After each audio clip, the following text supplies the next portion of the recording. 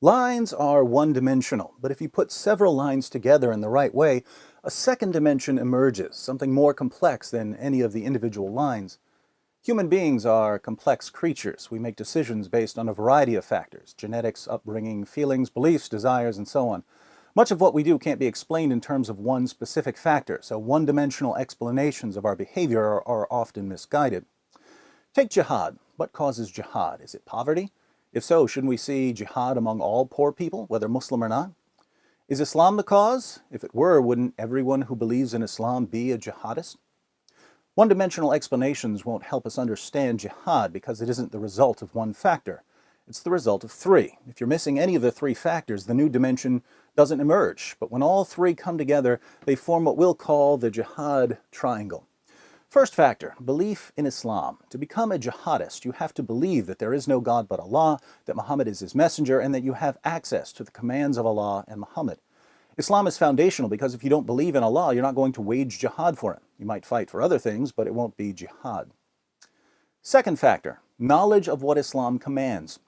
You can believe in Islam without knowing that Allah commands Muslims to fight those who do not believe in Allah, or that Muhammad declared, "I've been ordered to fight people till they say there is no God but Allah."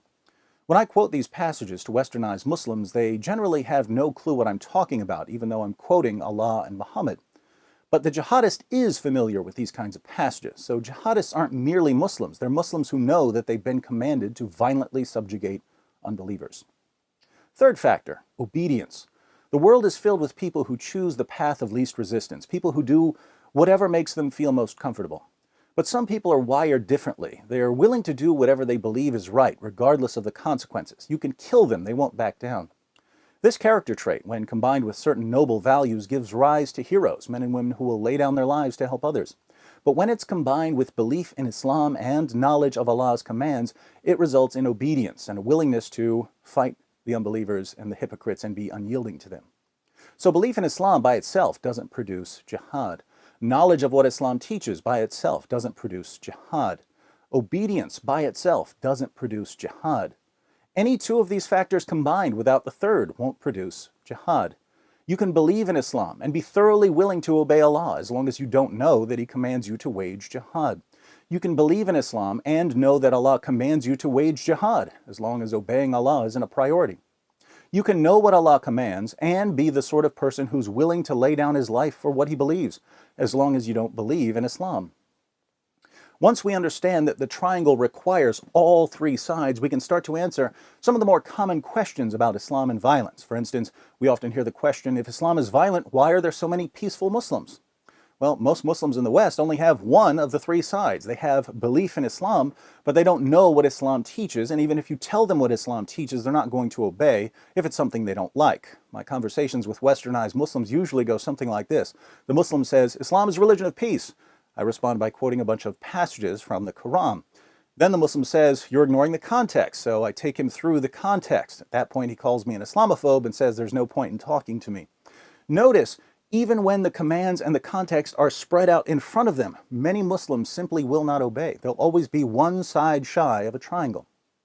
Another common confusion surrounds the issue of radicalization. How many times have we heard, "He was such a polite boy growing up. We don't understand how he ended up with a group like ISIS." It's actually pretty straightforward. You see, either he was raised with one of the three sides, belief in Islam, or he acquired the belief side through conversion. Either way, having the belief side opens the door for the recruiter to start working on the other two sides. You think Allah wants you to live in peace with unbelievers? You got that idea from the unbelievers, not from Allah. Let me show you what Islam really teaches. With the second side firmly in place, the recruiter then shifts his attention to obedience. You think you get to pick and choose which of Allah's commands you obey, as if our religion is some sort of lunch buffet? Allah demands complete submission, and if you don't obey, you're not a real Muslim. You're going to hell. There are plenty of young Muslims out there who will resist the recruiter. Nothing will convince them to obey. But some will pack their bags and book the next flight to Turkey, one way. Now, is it just me, or is this really, really simple? What if we discussed that a 5-year-old couldn't understand? And if a 5-year-old can get this, why are politicians and the media so confused by jihad? As it turns out, there's another shape at work among politicians and the media. I call it the octagon of spinelessness. But I think we've discussed enough geometry for one day.